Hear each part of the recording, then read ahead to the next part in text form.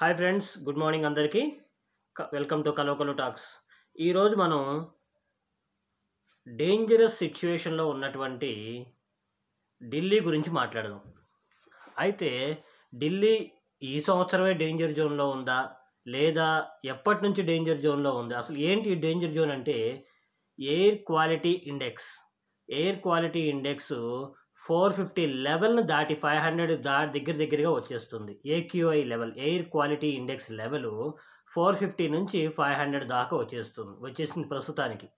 అయితే అసలు ఈ ఎయిర్ క్వాలిటీ ఇండెక్స్ ఎంత ఉండాలి, ఎంత లోపు ఉండొచ్చు, ఎంత దాటితే డేంజర్ అనేది ఒకసారి చూద్దాం. ఎయిర్ క్వాలిటీ ఇండెక్స్ అనేది 0 నుంచి 50 వరకు ఉంటే చాలా గుడ్ అని, 50 నుంచి 100 లోపు ఉంటే బెటర్, పర్వాలేదు అని, ఇక 100 దాటే కొంచెం డేంజరస్ సిచ్యువేషన్ స్టార్ట్ అయిందని.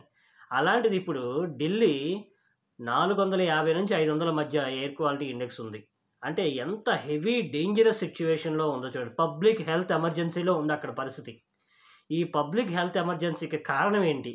అసలు గత 25 ఏళ్ల నుంచి అక్కడ ఏక్యూఐ ఎలా ఉందో చూద్దాం. ఎయిర్ క్వాలిటీ ఇండెక్స్ 2000 సంవత్సరంలో చూసుకుంటే అప్పుడే దాటిపోయింది, 100 దాటిపోయింది, అప్పుడే 200 ఉంది.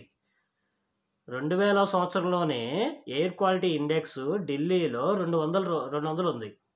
సో ప్రతి 5 సంవత్సరాలకి ఒక 50 పాయింట్స్ అనేది పెంచుకుంటూ, అంటే 2000 నుంచి 2005కి 250 పాయింట్లు అయింది, 2010కి 300 దగ్గరికి చేరింది, 2015కి 350 దగ్గర చేరింది, 2020కి 400 దగ్గర చేరింది, 2025కి 450, డైరెక్ట్గా 450 దాటిపోయి 500 దగ్గరికి వెళ్ళిపోయింది.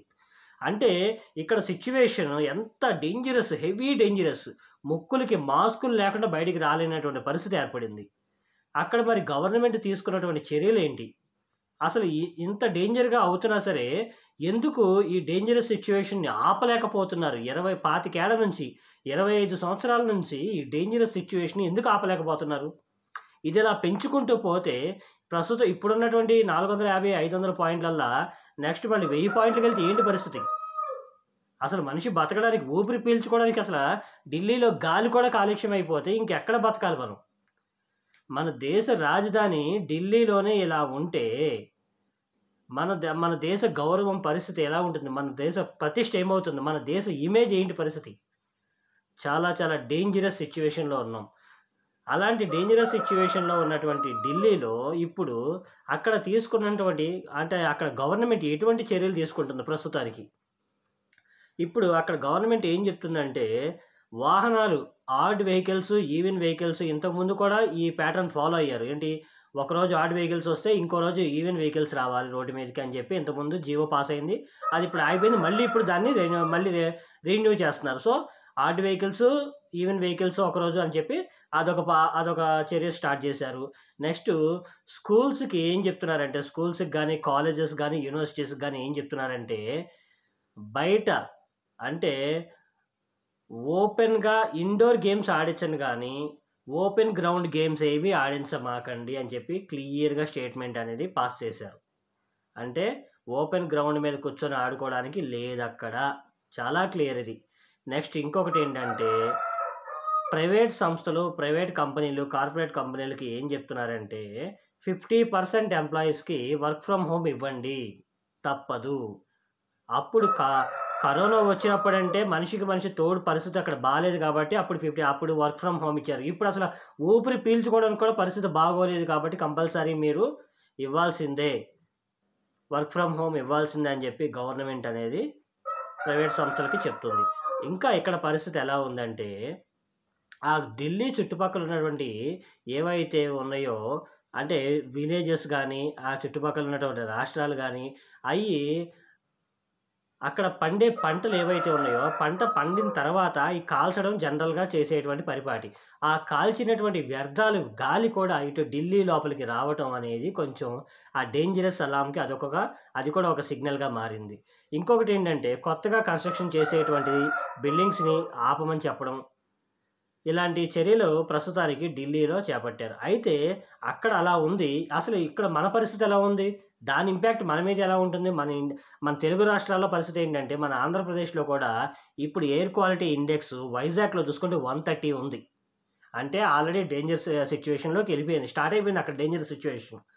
తెలంగాణలో హైదరాబాద్‌లో కూడా ఇంచుమించుగా 125 నుంచి 130 మధ్య ఏక్యూఐ నడుస్తుంది. మరి విజయవాడ పరిస్థితి ఏంటంటే విజయవాడ కూడా ఆల్మోస్ట్ 109 క్వాలిటీ ఇండెక్స్. సో, ఇంత డేంజరస్ సిట్యుయేషన్‌లో మనం బతుకుతున్నాం కాబట్టి వరల్డ్ హెల్త్ ఆర్గనైజేషన్ కూడా పబ్లిక్ హెల్త్ ఎమర్జెన్సీని ప్రకటించింది. సో, దీనికి ఇమ్మీడియేట్‌గా గవర్నమెంట్ చర్యలు తీసుకోవడమే కాదు, ఇండివిడ్యుయల్‌గా మనం కూడా దీన్ని బాధ్యతగా తీసుకోవాలి. దీన్ని బాధ్యతగా తీసుకొని ఎవ్రి ఫ్యామిలీ అట్‌లీస్ట్ ఇండివిడ్యుయల్‌గా కాకపోయినా ఒక ఫ్యామిలీగా ఒక్క చెట్టు నాటుదాం. అట్‌లీస్ట్ నా ఫ్యామిలీ చెట్టిది అని చెప్పి ఒక్క చెట్టు నాటినా అది మన భవిష్యత్తు తరాలకి చాలా ఉపయోగపడుతుంది.